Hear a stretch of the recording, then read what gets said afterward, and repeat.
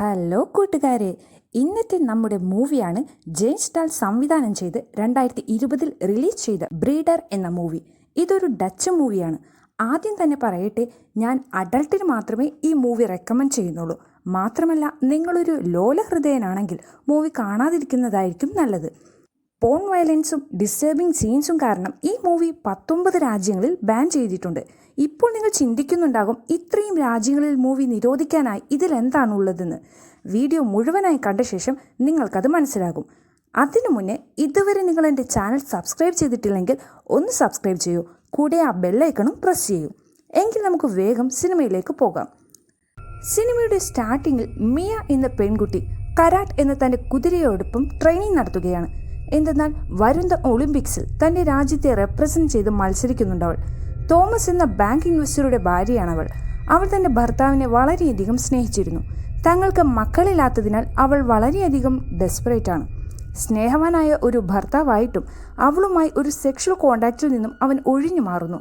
ഒരു ദിവസം തോമസ് ഉറങ്ങുന്ന സമയം കമ്പ്യൂട്ടറിൽ അവനൊരു മെയിൽ വരുന്നു. മിയ അത് ഓപ്പൺ ചെയ്ത് നോക്കുമ്പോൾ വിചിത്രമായ ഒരു ഇമേജ് കാണുന്നു. 14K എന്ന് ആരുടെയോ ബോഡിയിൽ മുദ്ര കുത്തിയ ഒരു ഫോട്ടോ. ഇസബൽ റുബീൻ ആണ് ഇത് അയച്ചിരിക്കുന്നത്. അവരുടെ റിസർച്ചിന് വേണ്ടിയാണ് തോമസ് ഇൻവെസ്റ്റ് ചെയ്തിരിക്കുന്നത്. ശേഷം ഒരു ഫാക്ടറിക്കുള്ളിലെ വലിയൊരു കണ്ടെയ്നർ കാണിക്കുന്നു. സീൻ അവിടെ കട്ടായി. തോമസ് ഫോൺ ചെയ്യുന്നതിനിടെ റുബീൻ്റെ ഇന്റർവ്യൂ കാണാനിടയായി. അവൾ തൻ്റെ ന്യൂ റിസർച്ചിനെ പറ്റി സംസാരിക്കുകയാണ്. അവളുടെ ട്രീറ്റ്മെൻറ്റിലൂടെ ഏജിങ് തടയാൻ കഴിയുമെന്ന് അവൾ അവകാശപ്പെടുന്നു. ആർക്കും തൻ്റെ പ്രായം കുറയ്ക്കാം, പക്ഷേ അവളുടെ ട്രീറ്റ്മെൻറ്റ് പുരുഷന്മാർക്ക് മാത്രമാണ്. ഇൻ്റർവ്യൂ ചെയ്യുന്നയാൾ റിസർച്ച് ചെയ്യുന്ന ലാബിനെ പറ്റി ചോദിക്കുമ്പോൾ പറയാതെ സീക്രട്ടായി വയ്ക്കുന്നു. ശേഷം തോമസ് റുബീനെ കോൾ ചെയ്ത് വീട്ടിലേക്ക് വരാൻ ആവശ്യപ്പെട്ടു. മിയ ജോഗിങ് ഒക്കെ കഴിഞ്ഞ് വീട്ടിലേക്ക് വരുമ്പോൾ അയൽക്കാരി നിക്കയെ കാണുന്നു. അവർ തമ്മിൽ സംസാരിക്കുന്നതിനിടെ റുബീൻ കടന്നു വന്നു. മിയ നിക്കയെ അവൾക്ക് പരിചയപ്പെടുത്തി. നിക്ക ഒരു റഷ്യനാണ്. അവൾക്ക് പേപ്പേഴ്സോ രേഖകളോ ഒന്നുമില്ല. റുബീൻ മോതിരം മുടിയിൽ കുടുങ്ങിയതാണെന്ന മട്ടിൽ കുറച്ച് മുടി മോഷ്ടിച്ച് പോക്കറ്റിൽ വയ്ക്കുന്നു. ശേഷം തോമസിനെ കാണാൻ വീട്ടിലേക്ക് പോയി. അവർ തമ്മിൽ സംസാരിക്കുകയാണ്. ഇത്ര വേഗം റിസർച്ചിനെ പറ്റി മീഡിയയ്ക്ക് മുന്നിൽ കൊണ്ടുവരുമെന്നവൻ പ്രതീക്ഷിച്ചിരുന്നില്ല. കാരണം അവൻ്റെ കയ്യിൽ ഫിനാൻസ് അത്രയുമില്ല. എല്ലാം റെഡിയായ ശേഷം ന്യൂസ് പുറത്തുവിട്ടാൽ മതിയെന്നായിരുന്നു ധാരണ. അതിന് റുബീൻ പറയുന്നത്, അവൾ അങ്ങനെ ചെയ്തില്ലെങ്കിൽ ചൈനയിലെ റിസർച്ചേഴ്സ് അവർക്ക് മുന്നേ അത് ചെയ്യും. നമ്മൾ ആദ്യം കൊണ്ടുവന്നാൽ നമുക്കൊരുപാട് പണമുണ്ടാക്കാം. ശേഷം അവളുടെ ട്രീറ്റ്മെൻറ്റ് ഓൾറെഡി ചെയ്ത ആളുകളുടെ കുറച്ച് ഫോട്ടോസ് കാണിക്കുന്നു. അതിൽ ആദ്യം കുറച്ച് പ്രായം തോന്നിയ ആൾ ട്രീറ്റ്മെൻറ്റിനു ശേഷമുള്ള ഫോട്ടോയിൽ 10-20 വർഷം യങ് ആയിരിക്കുന്നു. ഇത് കണ്ട് കാര്യമൊക്കെ ശരി, പക്ഷെ എൻ്റെ അനുവാദമില്ലാതെ ഇനി ഇൻ്റർവ്യൂ ഒന്നും കൊടുക്കരുത് എന്ന് തോമസ് റൂൾ പറയുന്നു. രാത്രി മിയ അണിഞ്ഞൊരുങ്ങി തോമസിനെ സെഡ്യൂസ് ചെയ്യാൻ ശ്രമിക്കുകയാണ്. അവൾ വളരെയധികം ഒരു കുഞ്ഞിനെ ആഗ്രഹിക്കുന്നുണ്ട്. അവൾ അതിന് റെഡിയാണ്. കാരണം ഒളിമ്പിക്സ് 3 വർഷങ്ങൾക്ക് ശേഷമാണ്. അപ്പോഴേക്കും കുഞ്ഞ് വലുതായിട്ടുണ്ടാകും. പക്ഷെ തോമസിന് അതിന് കഴിയുന്നില്ല. എന്നിട്ട് മിയയോട് പറയുന്നു, നിനക്ക് ലോകത്ത് എന്ത് വേണമെങ്കിലും ഞാൻ നൽകാം, ഈ ഒരു ചെറിയ കാര്യമൊഴിച്ച്. ഇത് കേട്ട് ചെറിയ കാര്യമോ എന്ന് വളരെ സങ്കടത്തോടെ അവൾ തിരികെ ചോദിക്കുന്നു. കരഞ്ഞുകൊണ്ട് അവൾ വീട് വിട്ടിറങ്ങി. അവനോടുള്ള സ്നേഹം കാരണം തിരികെ പോരുന്നു. അടുത്ത സീനിൽ നെയ്ബർ നിക്കയെ കാണിക്കുന്നു. അവൾ എവിടെയോ പോയി തിരികെ വരികയാണ്. രാത്രി അവൾ ഒറ്റയ്ക്കാണ്. പെട്ടെന്ന് ആരോ അവളെ ഇടിച്ചിട്ട് പോയി. കുറച്ച് നടന്ന ശേഷം ബോധം കെട്ടു വീണു. ബോധം വരുമ്പോൾ അവളൊരു വാനിലാണ്. ഒരാൾ വന്ന് അവളുടെ ദേഹത്ത് മുദ്ര കുത്തി. 2 പേർ ചേർന്നാണ് അവളെ തട്ടിക്കൊണ്ടുപോയത്. വാനിന്റെ മുൻവശത്ത് അവർ ഇരിപ്പുണ്ട്. നിക്ക ഒരു കണക്കിന് ഡോർ തുറന്ന് നിലത്തേക്ക് ചാടി ഒളിച്ചിരിക്കുന്നു. അതേസമയം വാൻ വളരെ വേഗത്തിൽ തിരികെ പോയി. അടുത്ത സീരിയൽ ഒരാളെ കാണിക്കുന്നു. അയാൾ റുബീൻ്റെ അടുത്ത് ട്രീറ്റ്മെൻറ്റിന് വന്നതാണ്. റുബീൻ തൻ്റെ ട്രീറ്റ്മെൻറ്റ് എടുത്തവരുടെ മുമ്പും ശേഷവുമുള്ള ഫോട്ടോ ആൽബം കാണിക്കുന്നു. അതിൽ അയാൾക്ക് പരിചയമുള്ള പീറ്ററുമുണ്ട്. അവൾ ഒരു എഗ്രിമെൻറ്റിൽ സൈൻ ചെയ്യിച്ചു. ശേഷം ട്രീറ്റ്മെൻറ്റിന് വേണ്ടി സ്പേം കളക്ട് ചെയ്തു. മാത്രമല്ല ബ്ലഡ് സാമ്പിൾസും. അയാൾ ട്രീറ്റ്മെൻറ്റിനെ പറ്റിയും ലാബ് എവിടെയെന്നും ചോദിക്കുന്നു. ചോദ്യങ്ങളൊന്നും ഇങ്ങോട്ട് വേണ്ട, റിസൾട്ട് മാത്രം വേണ്ട, ക്ലയൻസിൻ്റെ നീണ്ട ക്യൂ ഇവിടെയുണ്ട് എന്ന് റുബീൻ പറയുമ്പോൾ അവളുടെ ബിഹേവിയർ ഇഷ്ടമാകാതെ അവിടെ വെച്ച് ട്രീറ്റ്മെൻറ്റ് സ്റ്റോപ്പ് ചെയ്ത് അയാൾ പോയി. നെക്സ്റ്റ് സീനിൽ മിയയും തോമസും റുബീൻ്റെ ട്രീറ്റ്മെൻറ്റിനെ പറ്റി സംസാരിക്കുകയാണ്. മിയയ്ക്ക് അവളുടെ മെഡിസിനിൽ വിശ്വാസമില്ല. അതെല്ലാം ബുൾഷിറ്റാണെന്ന് മിയ പറയുമ്പോൾ റുബീന് വയസ്സ് 61 തോമസ് പറയുന്നു. അത് കേട്ട് അവൾ ഷോക്കായി. കണ്ടാൽ 20 വയസ്സോളം കുറവാണ് തോന്നിക്കുന്നത്. പെട്ടെന്ന് നോക്കുമ്പോൾ ഹെൽപ്പ് മീ, അവരെന്നെ പിടിക്കും. അവൾ പറയുന്നത് മിയയ്ക്ക് മനസ്സിലാകുന്നില്ല. അതേസമയം അവളുടെ ദേഹത്ത് മുദ്ര കുത്തിയതും കാണാം. ഇത് കണ്ട് തോമസ് അന്താളിച്ചു നിൽപ്പുണ്ട്. കാരണം സെയിം രീതിയിലുള്ള സീലാണ് അവന് റുബീനിൽ നിന്നും മെയിൽ വന്നത്. അവൾ റുബീന്റെ കയ്യിൽ നിന്നും ചാടിപ്പോയതാണെന്ന് അവന് മനസ്സിലായി. അകത്ത് കയറി റുബീനെ ഫോൺ ചെയ്ത് അവൻ കാര്യങ്ങളൊക്കെ പറയുന്നു. മിയ പോലീസിൽ അറിയിക്കാൻ അവനോട് പറയുമ്പോൾ നിക്ക തടയുന്നു. കാരണം അവളുടെ കയ്യിൽ പേപ്പേഴ്സും ഡോക്യുമെന്റ്സ് ഒന്നുമില്ല. അവൾ റഷ്യനാണല്ലോ. സോ ഹോസ്പിറ്റലിൽ കൊണ്ടുപോകാൻ തോമസിന്റെ കൂടെ അയക്കുന്നു. മിയ കൂടെ വരാൻ തയ്യാറാകുമ്പോൾ തോമസ് സമ്മതിക്കുന്നില്ല. രാത്രിയാകാറായി. തോമസ് എത്തിയിട്ടില്ല. മിയ ഹോസ്പിറ്റലുകളിലേക്ക് കോൾ ചെയ്ത് നിക്ക എന്ന പേരിൽ ആരെങ്കിലും അഡ്മിറ്റ് ചെയ്തിട്ടുണ്ടോ എന്ന് അന്വേഷിക്കുമ്പോൾ എവിടെയും ചെന്നിട്ടില്ല എന്ന കാര്യം മനസ്സിലാക്കുന്നു. ഇതിൽ ഡൗട്ട് തോന്നി മിയ തോമസിന്റെ ഫോൺ ലൊക്കേഷൻ ചെക്ക് ചെയ്യുമ്പോൾ ഫോൺ ഒരു വലിയ അടച്ചുപൂട്ടിയ ഫാക്ടറിക്ക് സമീപമാണ്. അതേസമയം തന്നെ അവൾക്ക് തോമസിൽ നിന്നും മെസ്സേജ് വരുന്നു. ഞാൻ അവളെ ഹോസ്പിറ്റലിൽ കൊണ്ടാക്കി. അത് നുണയാണെന്ന് മനസ്സിലാക്കിയ മിയ കാറിന്റെ കീ എടുത്ത് ഇറങ്ങി. ഇതേസമയം നിക്കയെ റുബീന് കൈമാറാൻ തോമസ് ഫാക്ടറിക്ക് മുന്നിലാണ്. പെട്ടെന്ന് നിക്കയെ കടത്തിക്കൊണ്ടുപോയ അതേ ആൾ വന്ന് അവളെ വലിച്ചിഴച്ചു കൊണ്ടുപോയി. തോമസ് റുബീനെ കണ്ട് സംസാരിക്കുകയാണ്. നിക്കയെ കൊണ്ടുപോയവൻ ആരെന്ന് തോമസിന് അറിയണം. റുബീൻ ഡോഗ് എന്ന് വിളിക്കുന്ന അവളുടെ സഹായിയാണത്. അവന്റെ ഹെൽപ്പറാണ് പിഗ് എന്ന് വിളിക്കുന്ന മറ്റേ പുളിയും. സ്ത്രീകളെ വെച്ചുള്ള എക്സ്പെരിമെന്റ് വഴിയാണ് റുബീന്റെ ട്രീറ്റ്മെന്റും മെഡിസിനും എന്ന് അവനറിയാം. സ്ത്രീകൾ വില്ലിങ്ങിലി അതിന് തയ്യാറാകുന്നു എന്നാണ് അവന്റെ വിചാരം. സ്ത്രീകളെ കിഡ്നാപ്പ് ചെയ്ത് തടവിലാക്കിയാണ് തന്റെ എക്സ്പെരിമെന്റ് എന്ന് തോമസ് തിരിച്ചറിഞ്ഞെന്ന് മനസ്സിലാക്കിയ റുബീൻ അവന് ഒരു പെൺകുട്ടിയുടെ ഫോട്ടോ കാണിച്ചു കൊടുത്തു. അവളാണ് എല്ലി. അത് കണ്ടതും അവൻ പരിഭ്രാന്തനായി എഴുന്നേറ്റ് പോകുന്നു. പിന്നിൽ നീ ഈ പ്രൊജക്ട് നശിപ്പിക്കരുതെന്ന് റുബീൻ വീണ്ടും വീണ്ടും അലറുന്നതായി കേൾക്കാം. തോമസ് അവിടെ നിന്നും പോയ ശേഷം മിയ അവിടെ എത്തി. ഇത് CCTVയിലൂടെ കണ്ട റുബീൻ അകത്ത് കിടക്കാൻ ഡോർ അൺലോക്ക് ചെയ്തു. അകത്ത് കയറുന്ന മിയ കുറെ ബോട്ടിലിൽ റുബീന്റെ മെഡിസിൻ കാണുന്നു. പെട്ടെന്നൊരു പെൺകുട്ടിയുടെ കരച്ചിലും നിലവിളിയും. ചെന്ന് നോക്കുമ്പോൾ കൈക്കാലുകൾ ബന്ധിച്ച നിലയിൽ ഒരു പെൺകുട്ടി. എന്ന് വിളിക്കുന്ന ആ ദുഷ്ടൻ അവൾക്ക് ഇലക്ട്രിക് ഷോക്ക് കൊടുക്കുകയാണ്. ഇത് കണ്ട് പേടിച്ചു നിൽക്കുന്ന മിയയുടെ പുറകിൽ രണ്ടാമത്തെ സഹായി എത്തുന്നു. അവളെ അടിച്ചു ബോധം കെടുത്തി ഒരു റൂമിൽ അടച്ചു. തോമസ് വീട്ടിലെത്തുമ്പോൾ മിയയില്ല. കമ്പ്യൂട്ടറിൽ തന്റെ ഫോൺ ലൊക്കേഷൻ കണ്ട് അവൾ റിസർച്ച് ലാബിലുണ്ടെന്ന് മനസ്സിലായി. അവൻ അങ്ങോട്ടേക്ക് തിരിച്ചു. മിയയ്ക്ക് തിരികെ ബോധം വരുമ്പോൾ അവിടേക്ക് ഡോഗ് എത്തി. അവളുടെ ഡ്രസ്സ് മാറ്റി അവൻ കൊടുക്കുന്ന ഡ്രസ്സ് ധരിക്കാൻ ആവശ്യപ്പെട്ടു. പേടിച്ചരണ്ട് നിൽക്കുന്ന മിയ അവന്റെ മുന്നിൽ വെച്ച് തന്നെ ഡ്രസ്സ് മാറാൻ നിർബന്ധിതയായി. അവൻ കയറെടുത്ത് നിലത്ത് വെച്ചു. തന്റെ ടൂൾ ബോക്സിൽ നിന്നും വേറെന്തോ എടുക്കുന്ന മാത്രയിൽ മിയ അവിടെ നിന്നും രക്ഷപ്പെടാൻ ശ്രമിക്കുന്നു. പക്ഷേ ഡോഗ് അവളെ വലിച്ചിഴച്ച് കയർ ഉപയോഗിച്ച് അവളുടെ കൈകാലുകൾ ബന്ധിച്ചു. ടേപ്പ് ഉപയോഗിച്ച് വായടച്ചു. എന്നിട്ട് ബ്ലഡ് സാമ്പിൾസ് കളക്ട് ചെയ്തു. അതിനുശേഷം ഡോഗ് ഒരു ലോഹം ചൂടാക്കി അവളുടെ കയ്യിൽ മുദ്രകുത്തി. വേദന കൊണ്ട് അവൾ പൊളഞ്ഞു. ഡോഗ് അവളെ ഒരു മൃഗത്തെ പോലെ കണക്കാക്കി. വേദന കുറച്ചു തരാം എന്നും പറഞ്ഞ് അവളുടെ പൊള്ളിയ കയ്യിൽ മൂത്രമൊഴിച്ചു. അവളുടെ കെട്ടഴിച്ച് തന്റെ ടൂൾ ബാഗുമെടുത്ത് അവൻ ഇറങ്ങുമ്പോൾ തോമസ് മുന്നിലെത്തി. നീയാണോ ഡോഗ്? മിയ എവിടെ എന്ന് ചോദിക്കുന്നു. പക്ഷേ ഡോഗ് അകത്തേക്കു കടക്കാനായി അവനെ അനുവദിക്കുന്നില്ല. ക്യാമറയിലൂടെ ഇതെല്ലാം വാച്ച് ചെയ്യുന്ന റുബീൻ ഡോഗിന്റെ ഫോണിലേക്ക് കോൾ ചെയ്തു അവളെ കാണിക്കാൻ അനുവാദം കൊടുക്കുന്നു. തോമസിനെ കണ്ട് മിയ ആദ്യം ദേഷ്യപ്പെടുന്നു. നീ എന്താണ് അവളെ ഹോസ്പിറ്റലിൽ കൊണ്ടുപോകാഞ്ഞ്? നീ കാരണമാണ് നമ്മളിവിടെ ട്രാപ്പായത് എന്നൊക്കെ പറയുന്നു. തോമസ് അവളെ സമാധാനിപ്പിക്കുന്നു. ഞാൻ നിന്നെ എങ്ങനെയെങ്കിലും രക്ഷപ്പെടുത്താം. നീ സ്വയം അതിന് ശ്രമിക്കരുത്. പക്ഷെ മിയ നല്ല വിൽപവർ ഉള്ള കുട്ടിയാണ്. മറ്റൊരാളുടെ മുന്നിൽ തല കുനിക്കാൻ അവൾക്ക് കഴിയുന്നില്ല. അപ്പോഴേക്കും അനുവദിച്ച സമയം തീർന്നു. തോമസ് നേരെ റുബീൻ്റെ അടുത്തു ചെന്നു. റുബീൻ അവൻ്റെ ഫോൺ വാങ്ങി ഒരു റൂമിലിരുത്തി. അവൻ ഒരു തടസ്സമാകാതിരിക്കാൻ. രക്ഷപ്പെടാനായി എന്തെങ്കിലും കിട്ടുമോ എന്നറിയാൻ മിയ റൂം മൊത്തം പരിശോധിക്കുകയാണ്. മിയയ്ക്ക് അവിടെ ഒരുപാട് പെൺകുട്ടികളെ കൊണ്ടുവന്ന് ടോർച്ചർ ചെയ്തിരുന്നതായി മനസ്സിലായി. കാരണം അവൾക്ക് റൂം പരിശോധിക്കുമ്പോൾ അവിടെ നിന്ന് മാലയും ഒരു പെൺകുട്ടിയുടെ നഖവും കിട്ടുന്നു. ഈ സമയം നിക്ക അവിടെ നിന്നും ഓടി രക്ഷപ്പെടാൻ ശ്രമിക്കുന്നു. അവൾ മിയയുടെ റൂമിന് മുന്നിലെത്തി. പക്ഷെ പുറകെ വന്ന പിഗ് അവളെ തലക്കടിച്ച് കൊലപ്പെടുത്തി. ഇതെല്ലാം കൺമുന്നിൽ കണ്ട മിയ ഷോക്കായി. പിഗ് നിക്കയുടെ ബോഡി ഒരു കണ്ടെയ്നറിലേക്ക് എടുത്തെറിഞ്ഞു. അടുത്ത സീനിൽ റുബീനെ കാണാൻ മുമ്പ് നമ്മൾ കണ്ട വയസ്സൻ കസ്റ്റമർ വരുന്നു. അന്ന് ഫോട്ടോ ആൽബത്തിൽ കണ്ട ആളെ അവൻ നേരിൽ കണ്ടു. 20 വയസ്സോളം അയാൾ ചെറുപ്പമായത് കണ്ട് ട്രീറ്റ്മെന്റിൽ വിശ്വാസം തോന്നി വീണ്ടും ട്രീറ്റ്മെന്റ് സ്റ്റാർട്ട് ചെയ്യാൻ വന്നതാണ്. പക്ഷേ റുബീൻ അപ്പോൾ 50% പ്രൈസ് കൂട്ടുന്നു. അതിനുശേഷം റുബീൻ തൻ്റെ ലാബിൽ പരീക്ഷണത്തിലാണ്. എണ്ണമയമുള്ള മുഖവും വൃത്തിഹീനമായ ഡ്രസ്സുമായി ഡോഗ് സഹായത്തിനുണ്ട്. റുബീൻ അവനെ കഴിവില്ലാത്തവനായി കളിയാക്കുമ്പോൾ അവനത് ഇഷ്ടമാകുന്നില്ല. കാരണം അവൻ രാപ്പകലില്ലാതെ അവൾക്കു വേണ്ടി ജോലി ചെയ്യുന്നു. നിങ്ങൾ എന്നോട് ഇങ്ങനെ സംസാരിക്കരുതെന്ന് അവൻ പറയുമ്പോൾ നീ എന്താ വലിയ സ്പെഷ്യലാണോ? നീ ഒരു സാഡിസ്റ്റിക് മിസോണിസ്റ്റാണ്. മാനസികവും ശാരീരികവുമായി മറ്റുള്ളവരെ വേദനിപ്പിച്ച് ആനന്ദം കണ്ടെത്തുന്നവൻ. നിന്റെ സ്വപ്നങ്ങൾക്കനുസരിച്ച് നിന്നെ ജീവിക്കാൻ ഞാൻ അനുവദിക്കുന്നതിൽ നന്ദി കാണിക്കാൻ അവൾ പറയുന്നു. ഞാൻ ഒരാളെയും സെക്ഷുവൽ വേയിൽ ടച്ച് ചെയ്തിട്ട് പോലുമില്ല എന്ന് ഡോഗ്. അതായിരിക്കും നിനക്ക് നല്ലത്.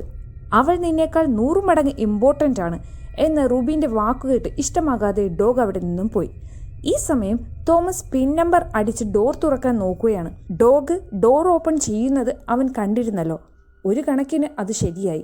അവൻ മിയയോട് സംസാരിക്കുന്നു. നിക മരിച്ച കാര്യം അവൾ അവനെ അറിയിച്ചു. 14K ആരാണ്? അവളുടെ പേര് എല്ലി എന്നാണ്. മിയയുടെ എല്ലാ ചോദ്യത്തിനുള്ള ഉത്തരവും തോമസ് കൊടുക്കുന്നു. 6 മാസങ്ങൾക്ക് മുമ്പ് ഒരു പാർട്ടിയിൽ വെച്ച് റുബീനാണ് അവളെ പരിചയപ്പെടുത്തിയത്. അവൾ തോമസിൻ്റെ ടൈപ്പാണെന്നും പറഞ്ഞ്. അവൾക്ക് ബോണ്ടേജ് സെക്സ് ആണ് ഇഷ്ടം. അവരൊരു റൂമിൽ ചെലവഴിച്ചു. പിന്നെയൊന്നും തോമസിന് ഓർമ്മയില്ല. ഓർമ്മയുള്ളപ്പോൾ കഴുത്തിൽ കയർ മുറുകി എല്ലി ബെഡിൽ മരിച്ചു കിടക്കുന്നതാണ് കാണുന്നത്. താനാണ് അവളെ കൊന്നതെന്ന കുറ്റബോധം തോമസിനുണ്ട്. റുബീനാണ് അതിൽ നിന്നും അവനെ രക്ഷിച്ചത്. എല്ലാം കേട്ട് ഞാനിവിടെ നിന്നും രക്ഷപ്പെടാൻ പോകുന്നില്ല അല്ലേ എന്ന് മിയ ചോദിക്കുന്നു. തോമസ് തിരികെ മുറിയിലെത്തുമ്പോൾ റുബീൻ അവനെ തൻ്റെ പരീക്ഷണ ലാബ് കാണിച്ചു കൊടുക്കുന്നു. അവിടെ 37 ഡിഗ്രി സെൽഷ്യസിൽ സൂക്ഷിച്ച ബയോ ബാഗ് കാണിച്ചു. വിദേശ രാജ്യങ്ങളിൽ നിന്ന് അണ്ടാശയത്തെ വാങ്ങി ഇവിടെ നവജാത ശിശുക്കളെ ബയോ ബാഗിൽ വികസിപ്പിക്കുകയാണ് ചെയ്യുന്നത്. ഇതൊന്നുമായില്ല. സ്ത്രീകൾക്കു വേണ്ടി പ്രവർത്തിക്കുന്ന മെത്തേഡ് അവൾ കണ്ടെത്തി. ക്ലയൻറ്റിൻ്റെ DNA സ്ത്രീകളുടെ എഗ്ഗിലേക്ക് ആഡ് ചെയ്യുന്ന രീതി. അതുവഴി 180 വർഷം വരെ ജീവിക്കാം. പക്ഷേ പ്രശ്നം എന്തെന്നാൽ മാച്ചിങ് ഡോണർ വേണം. വരുമാനം ഇരട്ടിയിലധികമാകും. ഒരു ചെറിയ ഇൻവെസ്റ്റ്മെൻറ്റ് അഡ്വൈസറിൽ നിന്ന് ലോകത്തിലെ തന്നെ ഏറ്റവും വലിയ പണക്കാരനായി നിനക്ക് മാറാം. അതർവൈസ് പോലീസിൽ അറിയിക്കേണ്ടി വരും. റിസർച്ചിന് ഫണ്ട് ഇറക്കുന്നത് തോമസ് ആയതുകൊണ്ട് അവൻ കുടുങ്ങും. മിയയോ എന്ന് തോമസ് ചോദിക്കുമ്പോൾ നീ തന്നെ ഒരു വഴി കണ്ടെത്താൻ അവൾ പറയുന്നു. ശേഷം തോമസ് അവളെ റുബീൻ്റെ മുന്നിലെത്തിച്ചു. ഇവൾക്കെല്ലാം അറിയാം, അതുകൊണ്ട് കൊല്ലണം. ഞാൻ തന്നെ അത് ചെയ്യാം എന്ന് പറഞ്ഞ് ഒരു കത്തി ജാക്കറ്റിനകത്ത് ഒളിപ്പിച്ച് റുബീൻ്റെ റൂമിൽ നിന്നും ഇറങ്ങി. അവളുടെ കൈകളിലെ കെട്ടഴിച്ച് വേഗം രക്ഷപ്പെടാനായി ഓടുന്നു. പക്ഷേ പുറകെ എത്തിയ ഡോഗും പിഗും അവനെ അടിച്ചു വീഴ്ത്തി. കാറിൽ ഒളിച്ച മിയയെ ഡോഗ് വലിച്ചിഴച്ചു കൊണ്ടുപോയി കൊല്ലാനൊരുങ്ങുന്നു. മിയ എന്തൊക്കെയോ സംസാരിച്ച് അവൻ്റെ ശ്രദ്ധ തിരിക്കാൻ നോക്കുന്നു. അപ്പോഴേക്കും പിഗ് എത്തി തടയുന്നു. അവളെ റുബീന് വേണം. സ്ത്രീകൾക്കായി പ്രായം കുറയ്ക്കാൻ റുബീൻ കണ്ടുപിടിച്ച ട്രീറ്റ്മെൻറ്റിൽ അവരുടെ DNA സ്ത്രീകളുടെ എഗ്ഗുമായി മിക്സ് ചെയ്യുന്നു. പക്ഷേ റുബീന് മാച്ചാക്കുന്ന ഡോണർ ഇതുവരെ കിട്ടിയിരുന്നില്ല. ടെസ്റ്റ് റിസൾട്ട് വരുമ്പോൾ അവളുടെ DNAയുമായി മാച്ച് ചെയ്യുന്ന ഡോണർ ആണ് മിയ. അവളെ റുബീൻ തൻ്റെ ലാബിലെത്തിച്ച് കൃത്രിമമായി ബീജധാരണ നടത്തുന്നു. മിയ തൻ്റെ വേദനയെല്ലാം കടിച്ചമർത്തി. ശേഷം അവളെ ബേസ്മെൻറ്റിലേക്ക് മാറ്റി.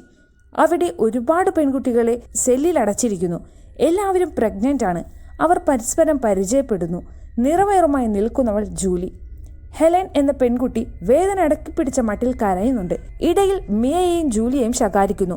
ഇവിടെ സംസാരിക്കാൻ പാടില്ല, മിണ്ടാതിരിക്കൂ എന്നും പറഞ്ഞ്. മറ്റൊരു സെല്ലിൽ ഉള്ളവൾ ഊമയാണ്, അതുകൊണ്ട് പേരറിയില്ല. 14K എന്ന സെല്ലിൽ ഗർഭിണിയായ എല്ലിയുമുണ്ട്. റുബീൻ തോമസിനെ പറ്റിക്കുകയായിരുന്നു, എല്ലിയെ കൊന്നുവെന്നും പറഞ്ഞു തോമസിനെ തൻ്റെ ചൊൽപ്പടിയിൽ നിർത്താൻ. ഇടയ്ക്കിടെ എല്ലിയുടെ കാര്യം പറഞ്ഞിരുന്നത് അതുകൊണ്ടാണ്. എല്ലി അന്ന് 2 മാസം പ്രഗ്നൻ്റ് ആയിരുന്നു. താൻ പറയും പോലെ അനുസരിച്ചാൽ അവളെ ഫ്രീ ആക്കാമെന്ന റുബീൻ്റെ വാക്കിൽ വിശ്വസിച്ചാണ് എല്ലി അങ്ങനെ ആക്ട് ചെയ്തത്. ഹെലൻ്റെ കരയുന്ന സൗണ്ട് കേട്ട് ടൂൾ ബോക്സുമായി ഡോഗ് എത്തി ഷൗട്ട് ചെയ്തു. പല്ലുവേദന കൊണ്ടാണ് താൻ കരയുന്നതെന്ന് അവൾ പറയുമ്പോൾ ഡോഗ് തൻ്റെ ടൂൾ ബോക്സിൽ നിന്നും പ്ലെയർ എടുത്ത് അനസ്തേഷ്യ പോലും നൽകാതെ പല്ല് പിഴുതെടുത്തു. വേദന കൊണ്ട് അവൾ കരഞ്ഞപ്പോൾ അവൻ അവളുടെ ചുണ്ടുകൾ സ്റ്റാപ്ലെയർ ഉപയോഗിച്ച് ശബ്ദമുണ്ടാക്കാതിരിക്കാനായി പിൻ ചെയ്യുന്നു. ഇത് എല്ലി ചോദ്യം ചെയ്യുമ്പോൾ ഡോഗ് സെല്ലിൻ്റെ ഡോർ തുറന്ന് അവരുടെ കൈകൾ കെട്ടിയിട്ട് അവളെ ബെൽറ്റൂരി ഒരുപാടടിക്കുന്നു. അവൾ ഗർഭിണിയായതുകൊണ്ട് അടിയുടെ ശക്തിയിൽ വാട്ടർ ബ്രേക്കായി. നിലത്ത് മൂത്രമൊഴിക്കുന്നോടി എന്ന് പറഞ്ഞ് വീണ്ടും അവൻ അവളെ തല്ലി. അത് കണ്ട് മിയ എട മണ്ട, അവളുടെ വാട്ടർ ബ്രേക്കായതാടാ എന്ന് വിളിച്ചു പറയുന്നു. ഡോഗ് റുബീനെ വിളിച്ചു കൊണ്ടുവന്നു. അവളുടെ ഡെലിവറി നടത്തുന്നു. മറ്റു പെൺകുട്ടികളെല്ലാം നിസ്സഹായരായി നോക്കി നിൽപ്പുണ്ട്. ഈ സീനെല്ലാം കാണുന്ന നമ്മുടെ അവസ്ഥ പറഞ്ഞറിയിക്കാനും കഴിയില്ല. എല്ലി ഒരു ആൺകുട്ടിക്ക് ജന്മം നൽകി. ഡോഗിന്റെ പ്രവൃത്തി മനസ്സിലാക്കിയ റുബീൻ ഇനി ഇതുപോലെ ഉണ്ടാകരുതെന്ന് ഡോഗിനെ വാൺ ചെയ്യുന്നു. കുഞ്ഞിനെ ഞാനൊന്ന് എടുത്തോട്ടെ എന്ന് എല്ലി ചോദിക്കുമ്പോൾ നോ എന്നും പറഞ്ഞ് റുബീൻ കുഞ്ഞിനെയും കൊണ്ട് പാഞ്ഞു. പുറകെ മുറിഞ്ഞ പൊക്കിൽ കൊടിയുടെ ബാക്കിയുമായി എല്ലി വരുമ്പോൾ ഡോഗ് അവളെ വടിച്ചു സെല്ലിലേക്ക് ഇട്ടു. അവൾക്ക് കരയാനല്ലാതെ മറ്റൊന്നും ചെയ്യാനുണ്ടായിരുന്നില്ല. ഫുഡ് സപ്ലൈ ചെയ്യാൻ ഡോഗ് എത്തുമ്പോൾ മിയ മനഃപൂർവ്വം അവൻ്റെ റൂൾ തെറ്റിക്കുന്നു. അവൾ നിലത്തിരുന്ന് മൂത്രമൊഴിച്ചു. ഡോഗ് സെല്ലിൽ നിന്നും അവളെ പുറത്തേക്ക് വലിച്ചിഴച്ച് ഉപദ്രവിക്കാൻ തുടങ്ങി. അവളുടെ വായ പൊളിച്ച് അവൻ അതിൽ തുപ്പി. അവൾ അവൻ്റെ അരയിൽ നിന്നും പോക്കറ്റ് നൈഫ് എടുത്ത് അവൻ്റെ വയറ്റിൽ കുത്തി. അവൻ അവളെ കഴുത്ത് ഞെരിച്ച് കൊല്ലാൻ തുടങ്ങുമ്പോൾ ബാക്കിൽ ജൂലി വന്ന് വയറിൽ തറച്ചിരുന്ന കത്തിയൂരി വീണ്ടും അവനെ കുത്തി. രക്ഷപ്പെട്ട മിയ താക്കോലെടുത്ത് എല്ലാവരുടെയും സെല്ല് തുറന്നു. പെൺകുട്ടികളെല്ലാം എലിയുടെ കുഞ്ഞിനെ അന്വേഷിക്കുകയാണ്. ലോക്ക് ചെയ്ത ഒരു ഡോർ തല്ലിപ്പൊളിച്ച് അകത്ത് കയറിയപ്പോൾ ഭയങ്കര നാറ്റം. അവിടെ ആദ്യ സീനിൽ കാണിച്ച ആ കണ്ടെയ്നറുണ്ട്. അത് തുറന്നു നോക്കിയ മിയയും കൂട്ടരും ഞെട്ടിപ്പോയി. അഴുകി തുടങ്ങിയ കുഞ്ഞുങ്ങളുടെ മൃതദേഹങ്ങൾ. മിയ ഛർദ്ദിക്കാൻ തുടങ്ങി. റൂബിൻ്റെ ട്രീറ്റ്മെൻറ്റിനെ പറ്റി ഇപ്പോഴാണ് അവർക്ക് മനസ്സിലാകുന്നത്. തൻ്റെ ക്ലയൻസിൻ്റെ സെമൺ ഉപയോഗിച്ച് സ്ത്രീകളെ ഗർഭിണിയാക്കുന്നു. അവർ ജന്മം നൽകുന്ന കുഞ്ഞുങ്ങളെ കൊന്ന് ആവശ്യ സാധനങ്ങൾ എടുത്ത് ഉപേക്ഷിക്കുന്നു. എല്ലിയുടെ കുഞ്ഞിനെയും അവൾ കൊല്ലുമെന്ന് മനസ്സിലായി. പെട്ടെന്ന് ഒരു കുഞ്ഞിൻ്റെ കരച്ചിൽ ശബ്ദം പിന്തുടർന്ന് അവർ റുബീൻ്റെ ലാബിലെത്തുമ്പോൾ റുബീൻ കുഞ്ഞിൻ്റെ ദേഹത്ത് മാർക്ക് ചെയ്ത് അവനെ കീറി മുറിച്ച് കൊല്ലാൻ തുടങ്ങുകയാണ്. റുബീൻ്റെ സഹായി അവരെ അറ്റാക്ക് ചെയ്യുമ്പോൾ പെൺകുട്ടികൾ ഒരുമിച്ച് ചേർന്ന് ഒരു ചെയിൻ എടുത്ത് അവൻ്റെ കഴുത്തിൽ മുറുക്കി അവനെ കൊല്ലുന്നു. കുഞ്ഞുമായി ഓടിയ റുബീൻ കുഞ്ഞിനെ ഉപേക്ഷിച്ച് അടുത്ത ബിൽഡിങ്ങിലേക്ക് ഓടി. ഇത് കണ്ട് മിയ അവൾക്ക് പിറകെ ഓടി. ഈ സമയം തോമസ് എഴുന്നേറ്റ് ഒരു മേശയിൽ നിന്നും കിട്ടിയ കീസ് എടുത്ത് മറ്റു പെൺകുട്ടികളെ മോചിപ്പിക്കുന്നു. റൂമിലേക്ക് ഡോഗ് വരുമ്പോൾ മിയ അലമാരിയിൽ കയറി ഒളിച്ചു. അവൾ അവിടെ കൊണ്ടെന്ന് മനസ്സിലാക്കിയ ഡോഗ് പുറത്തു നിന്നും അലമാരി ലോക്ക് ചെയ്തു. തോമസ് അവളെ അന്വേഷിച്ച് അവിടെ എത്തുമ്പോൾ മുള്ളുകമ്പി ഉപയോഗിച്ച് ഡോഗ് പുറകിൽ നിന്നും അറ്റാക്ക് ചെയ്യുന്നു. കമ്പി മുഖത്ത് മുറുകി അവന്റെ മുഖം വികൃതമായി. തന്നെ തുറന്നുവിടാനായി കബോർഡിനകത്തു നിന്ന് അലറുകയാണ്. അവൾ കബോർഡ് മറിച്ചിട്ടു. എന്നിട്ട് അത് ചവിട്ടി തുറന്നു. അപ്പോൾ ഡോഗ് തോമസിന്റെ മുകളിൽ കയറിയിരുന്ന് കഴുത്തിൽ കമ്പി ചുറ്റി വലിക്കുകയാണ്. അവൾ ഡോഗിനെ ഇലക്ട്രിക് ഷോക്ക് അടിപ്പിച്ച് താഴെയിട്ടു. ഈ സമയം റുബീൻ സാമ്പിൾസും എടുത്ത് ഓടി രക്ഷപ്പെടാൻ നോക്കുമ്പോൾ പെൺകുട്ടികളെല്ലാം കൂടി അവളെ പിടികൂടി. മിയയും കൂട്ടരും ചേർന്ന് ഡോഗിന്റെ ഇരു കൈകളും കെട്ടിയ ശേഷം അവനെ കിടത്തി. റുബീനെയും മതിലിനോട് ചേർത്ത് കെട്ടിയിട്ടു. രക്ഷപ്പെട്ട 25ഓളം പെൺകുട്ടികളും അവർക്ക് ചുറ്റും കൂടി. അവർ തങ്ങളോട് ചെയ്ത ക്രൂരതകളെല്ലാം അവരുടെ മനസ്സിൽ നിറഞ്ഞു. ഊമ പെൺകുട്ടി അവന് മുകളിൽ കയറി നിന്ന് മൂത്രമൊഴിച്ചു. ശേഷം ഓരോരുത്തരായി വന്ന് കമ്പി കൊണ്ടടിച്ച് അവരുടെ ദേഷ്യം പ്രകടിപ്പിച്ചു. അവസാനം കൂട്ടത്തോടെ എല്ലാവരും കൂടി ചേർന്ന് അവനെ അടിച്ചു കൊല്ലുന്നു. ഈ സമയം ഹെലൻ എന്ന പെണ്ണ് വന്ന് ഹെൽപ്പ് ഹിം എന്നും പറഞ്ഞ് റുബീനെ അഴിച്ചുവിടുന്നു. അവൾ അടുത്ത് കിടന്ന സ്ക്രൂ ഡ്രൈവർ സ്വന്തം ശരീരത്തിൽ തറപ്പിച്ച് ആത്മഹത്യ ചെയ്യുന്നു. കാരണം തനിക്ക് രക്ഷപ്പെടാൻ കഴിയില്ലെന്ന് അവൾക്കറിയാം. ഇപ്പോൾ എല്ലാം ശാന്തമായി. അവർ പരസ്പരം കെട്ടിപ്പിടിച്ച് കരയുകയാണ്. ആംബുലൻസ് എത്തി തോമസും മിയയും അതിൽ കയറുമ്പോൾ മറ്റുള്ളവർ അത് നോക്കി നിന്നു. റൂബന്റെ റെക്കോർഡിൽ ഒരു പേരുകളും ഉണ്ടായിരുന്നില്ല. പക്ഷേ ലോകമെമ്പും സ്വാധീനമുള്ള പുരുഷന്മാരുടെ ഫോട്ടോസ് ഉണ്ടായിരുന്നു. അവരെല്ലാം അവളുടെ ക്ലയൻസ് ആയിരുന്നു. പുറത്ത് പറയരുതെന്നാണ് ആ എഗ്രിമെന്റിൽ അവൾ സൈൻ ചെയ്യിച്ചിരുന്നത്. ഹോസ്പിറ്റലിൽ നിന്നും ഡിസ്ചാർജ് ചെയ്ത ശേഷം പോലീസിനോട് മിയ തോമസിന് അനുകൂലമായാണ് മൊഴി നൽകിയത്. ഫാക്ടറിയിൽ നടക്കുന്നതൊന്നും അവൻ അറിയില്ലായിരുന്നു. അവൾ അവനെ പ്രൊട്ടക്ട് ചെയ്തു. അന്വേഷണത്തിൽ വലിയ പുരോഗതിയൊന്നും ഉണ്ടായിരുന്നില്ല. മിയ ഒരു പെൺകുഞ്ഞിന് ജന്മം നൽകി. അവൾക്ക് നിക എന്ന് പേരിട്ടു. യഥാർത്ഥത്തിൽ അവൾ തോമസിന്റെ മകളല്ലെങ്കിൽ കൂടി അച്ഛനാകാൻ അവൻ തയ്യാറായി. അവർ ഒരു പൊതുജീവിതം ഹാപ്പിയോടെ ആരംഭിക്കുന്നു. ഇതോടെ എൻ്റെ സിനിമയും ഇവിടെ തീരുന്നു. നിങ്ങൾക്ക് ഈ വീഡിയോ ഇഷ്ടമായെങ്കിൽ തീർച്ചയായും നിങ്ങൾ ഈ ചാനൽ സബ്സ്ക്രൈബ് ചെയ്യണം, ഷെയർ ചെയ്യണം, കമൻറ്റും ചെയ്യണം. അപ്പോൾ അടുത്ത വീഡിയോയുമായിട്ട് നമുക്ക് വീണ്ടും കാണാം.